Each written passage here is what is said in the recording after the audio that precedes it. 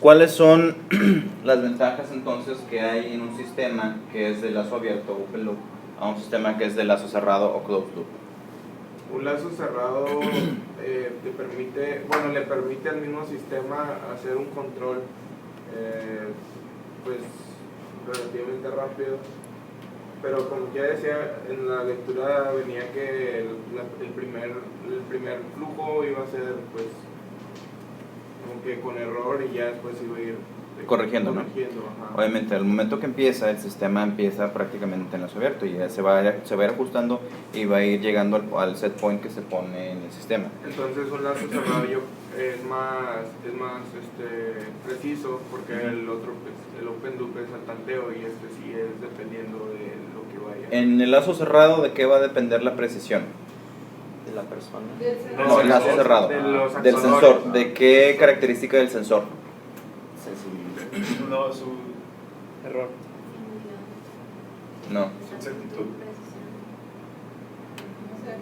Resolución. La resolución que tenga el sensor es la qué tan bueno va a ser para ese tipo de sistemas. Ups.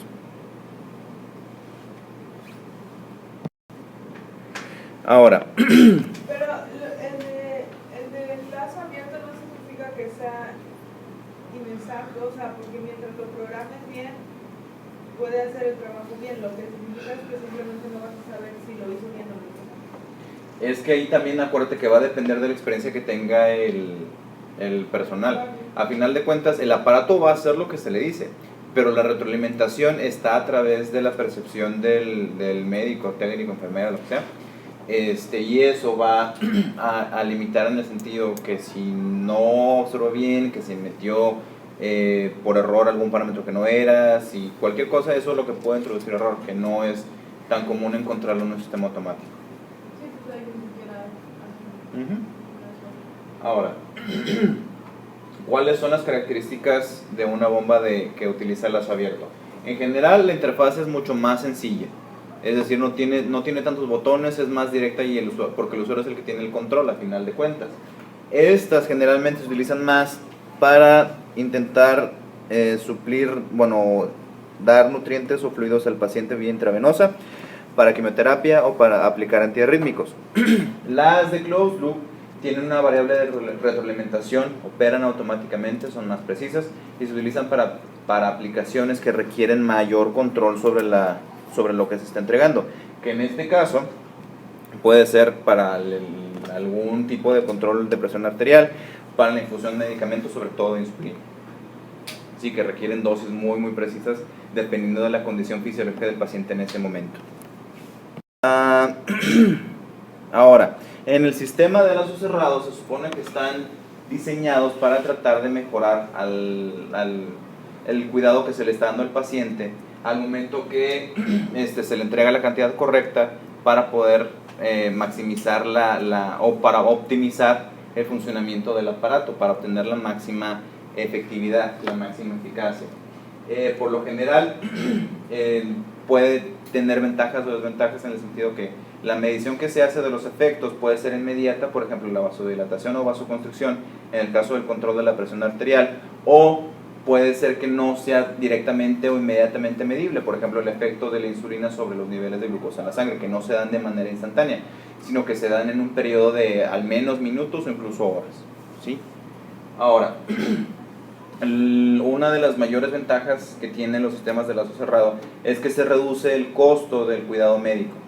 Es decir, que ya no tiene que estar alguien ahí al pendiente 24 horas sobre la condición del paciente, sino que se le puede indicar al aparato qué es lo que se necesita y se puede tener la certeza que el aparato va a seguir funcionando, dado que se le haya dado mantenimiento apropiado. ¿Sí? Aquí, por ejemplo, hablando o igualmente de lazo cerrado, si yo veo un sistema tradicional, el que actúa como sensor de retroalimentación es la persona que está encargada del paciente, ¿no? Él es el que observa el resultado, el que mide el resultado y ajusta el sistema para tratar de ajustarse a las necesidades del paciente, ¿sí? Si hablo de un sistema que tiene asistencia computacional,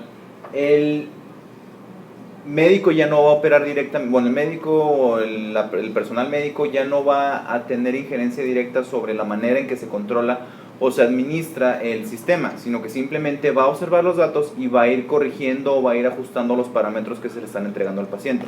No sé si alcanzamos a entender la diferencia. ¿Sí? Que en uno el personal médico es el que tiene el control absoluto, es el que observa y él hace los cambios en la administración, o sea, él mismo administra. En este caso, el personal nada más cambia los parámetros en el aparato y el aparato es el que ya se encuentra, con la capacidad o el que efectúa los cambios, por así decirlo. Pero el personal es el que, digamos, percibe e introduce los cambios. Y en un sistema ya completamente de lazo cerrado, el aparato es autónomo. El aparato es capaz de detectar los cambios, realizar los ajustes y aplicar esos ajustes, ¿sí?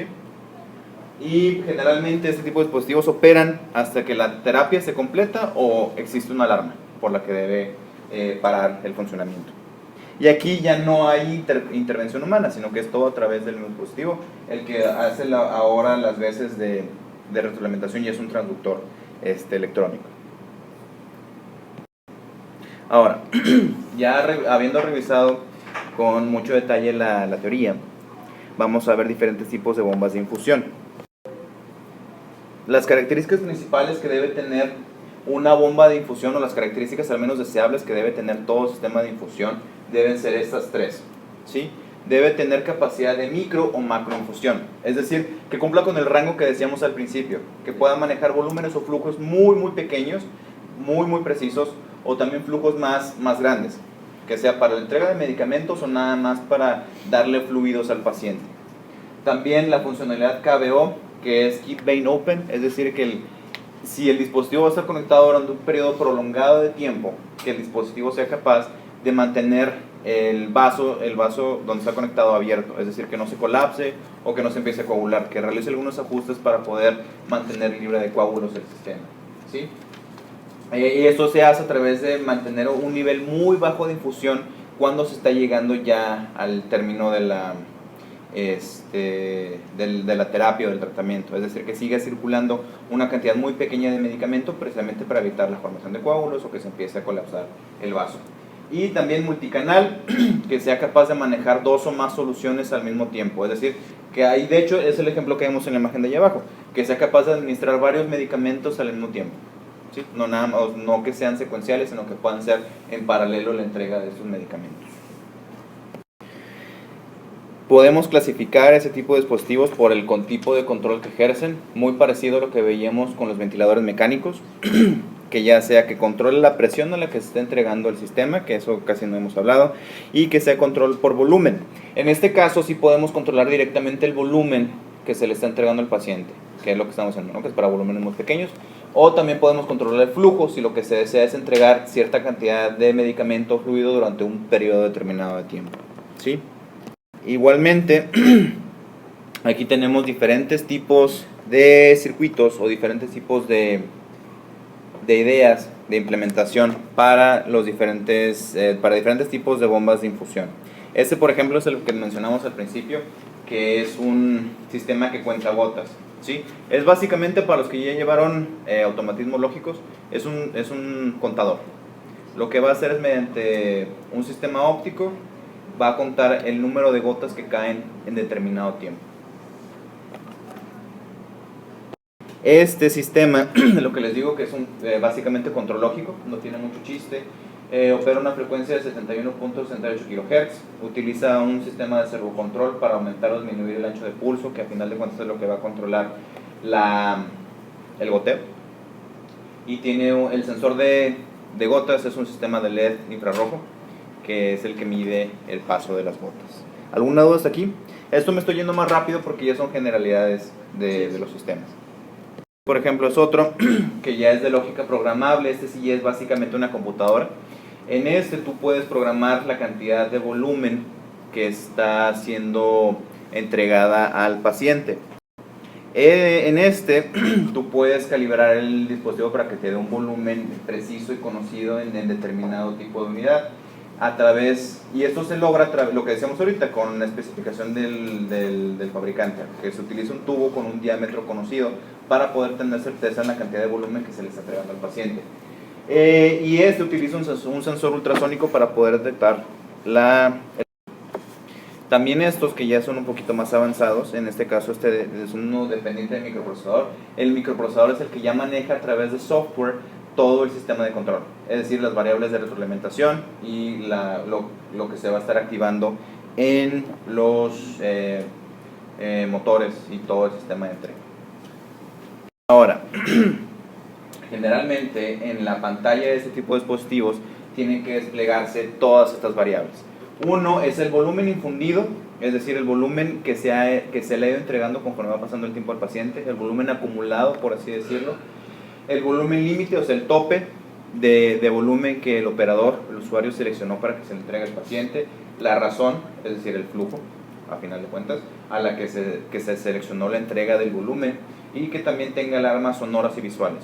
Es decir, que además de que suene cuando haya obstrucción, cuando se haya acabado el medicamento, que en la misma pantalla despliegue en caso de que alguien irresponsable le haya quitado o no haya puesto bien los límites de las alarmas, ¿sí? También, ¿cuáles son las principales preocupaciones de seguridad que se tienen para este tipo de dispositivos con los pacientes? Primero, que no se esté ejerciendo presión excesiva al momento de estar administrando el medicamento, porque es importante asegurarse que no se esté ejerciendo presión excesiva. Porque si se administraría, o sea, más cantidad de líquido del que se quisiera. No, aparte también había un problema lo de que de perfusión del medicamento en la sangre que podía causar meteorosis. Es que puede ser peligroso para el sitio donde se está inyectando el paciente. Primero, si la presión es excesiva, vas a tornar el vaso, que es lo que dice que te ponchan la vena, ¿sí? Y aparte puedes provocar algún tipo de daño mecánico que, bueno, al final de cuentas va a ser perjudicial. Que no exista aire en la línea del fluido, es decir, que no haya burbujas. Acuérdense, como son burbujas pequeñas, se pueden disolver, pero son burbujas lo suficientemente grandes que no se alcancen a disolver. Cuando lleguen a un vaso muy pequeño pueden empezar a comportarse como coágulos y producir efectos indeseables en los pacientes. Y también que no haya flujo libre inadvertido, es decir, que no se empiece a... ¿Cuál es el término? Se me fue. Que no se... Descontrol. Sí, o sea, de que se empiece que empiece a circular el fluido sin control. Que se me fue el término, ahorita me acuerdo. Pero que es cuando ya no, o sea, que se perfunde de más, por así decirlo, que se haga medicamento de más. También se tienen que hacer pruebas analíticas, ¿no? Sí. Sí. También tenemos que tener exactitud en el flujo de volumen, es decir, que independientemente si el volumen se va a entregar en un periodo muy corto o en un periodo de horas o de días, que el volumen que se entrega es preciso. No importa si lo entrego en 1 minuto o lo entrego en 10 horas.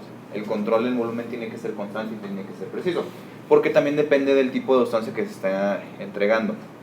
No es lo mismo dar un analgésico que dar una solución para quimioterapia. Se tiene que tomar en consideración también eso. O también para limitación de volumen en niños, porque si puede ocurrir que se coloque mal el volumen, por ejemplo, no le puedes entregar 2 litros de repente a un niño, ¿no? Es un volumen más pequeño. También que tenga límite para la presión máxima que debe generar, en el sentido que no vaya a ponchar las venas, para infiltración, esa es la palabra, para evitar infiltración, que es cuando ya el fluido no nada más está sobre la vena, sino que se empieza a escurrir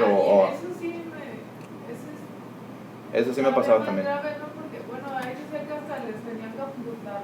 Es que sí, muy raros casos. Sí, son raros casos, pero sí pueden existir. Si el medicamento es muy tóxico, si el medicamento no es nada más solución salina, sí puede tener efectos adversos en el tejido que está adyacente. Por eso es que se tiene que evitar infundir con mucha presión, porque o truena la vena o se puede empezar a regar ese fluido alrededor y eso puede tener efectos adversos. Esa es la palabra que está usando de filtración. Y alarmas, que es lo que dices ahorita, para la detección de burbujas, para cuando se termine el infundido, o malfunción de la bomba, que incluye algún tipo de corriente fuga o algún mal funcionamiento en el sistema de emergencia. También hay alarmas de baterías. También tiene que tener consideraciones en el tipo de motor que se utilice, ya sea de corriente directa o motores de pasos, que el tipo de infusión si va a ser continua o pulsátil. Por ejemplo, continua sería nada más con la gravedad, pulsátil o con el sistema del tornillo de la jeringa, pulsátil sería con las bombas peristálticas.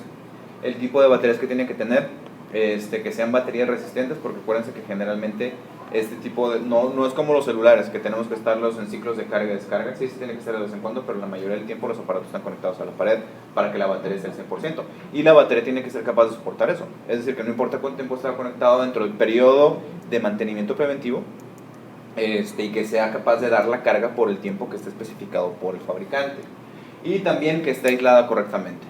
Digo, no es lo mismo que veíamos con los sensores de presión invasiva que están muy cerca del corazón, pero sí tienen ya contacto interno con el paciente. Entonces estas cuestiones de seguridad eléctrica son de suma importancia.